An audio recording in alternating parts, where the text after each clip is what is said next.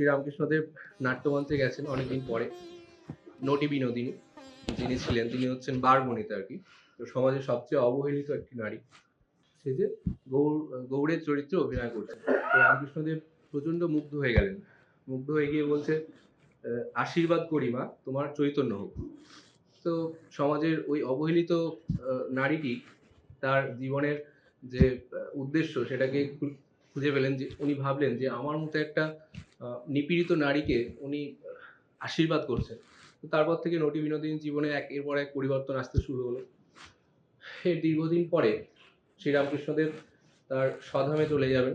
কাশীপুর উদ্যানবাটি সামনেই আছে। তো ওখানে উনি অবস্থান করছেন। খুবই অসুস্থ, মানে একদমই বিছানা ছেড়ে উঠতে পারছে না। তাকে ঘিরে রয়েছেন প্রবল এক বেষ্টনী, যেখানে শুধুমাত্র ওনার যে ত্যাগী সন্তান তারাই রয়েছেন। ভেতরে কারো প্রবেশ অধিকার নেই। তো নটি বিনোদিনী একবারের জন্য ঠাকুরকে দেখতে যাওয়ার খুব ইচ্ছে জাগলো। তো উনি কি বুদ্ধি করলেন, সাহেবের পোশাক পরে নিলেন। তো যেহেতু তখন ইংরেজ শাসন ছিল, তো তখন সাহেবদেরকে ইজিলি এন্টার মিলে যেত আর কি যে কোনো জায়গায়। তো উনি একদম মহিলা অথচ সাহেবের পোশাক পরে পুরো ছেলেদের মতো উনি গিয়ে সহজে এন্টার পেয়ে গেলেন। তো রামকৃষ্ণদেবকে গিয়ে উনি ওনার ঠাকুরের চরণ ধরে উনি কান্নাকাটি শুরু করেছেন। তখন রামকৃষ্ণদেব তাকে ঠিক চিনতে পেরেছেন। বলছে, "বল তোর কি চাই?"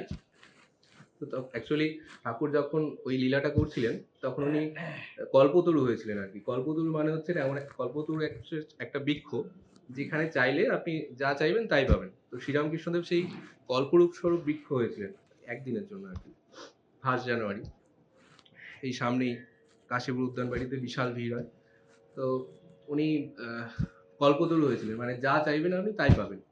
তো বলছে, আজ সবাই তো সবকিছু চেয়ে নিল, তুই কি চাস বল। তো নটি বিনোদিনী তখন বলছেন, না চাইতেই তো আপনি সব দিয়েছেন ঠাকুর, আর কি চাইবো। তখন রামকৃষ্ণদেব অত্যন্ত খুশি হয়ে বললেন, এই তো তোর চৈতন্য হয়েছে।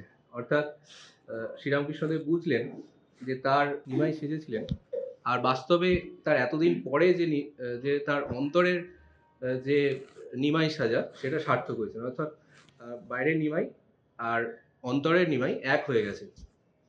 তো এইটাই হচ্ছে পরিবর্তন। ঠিক যেরকম গিরিশ ঘোষ থেকে দা গিরিশচন্দ্র ঘোষ হয়েছিল, ঠিক যেরকম নটি বিনোদিনী হয়েছেন, ঠিক সেরকমই নরেন্দ্রনাথ দত্ত দা বিবেকানন্দ হয়েছেন।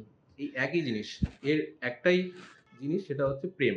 এই যে আমরা ঈশ্বরের প্রতি প্রেম, তাকে ভালোবেসে এই একটা খারাপ জীবন থেকে আমরা ক্রমশ উন্নতির দিকে যেতে পারি, ক্রমশ নিজেকে তার যোগ্য করে তুলতে পারি। ঠাকুর হয়তো নির্নিমেষ নয়নে তাকিয়ে আছেন আমাদের দিকে। আমাদের কবে চৈতন্য হবে, আমরা কবে ফিরে যাব তার কাছে, তাকে ভালোবাসার তাগিদে। তিনি কবে আমাদের দেখে খুশি হবেন যে হ্যাঁ, আমি যেরকম তোকে দেখতে চেয়েছি তুই সেরকম হয়েছিস। নিকেতনে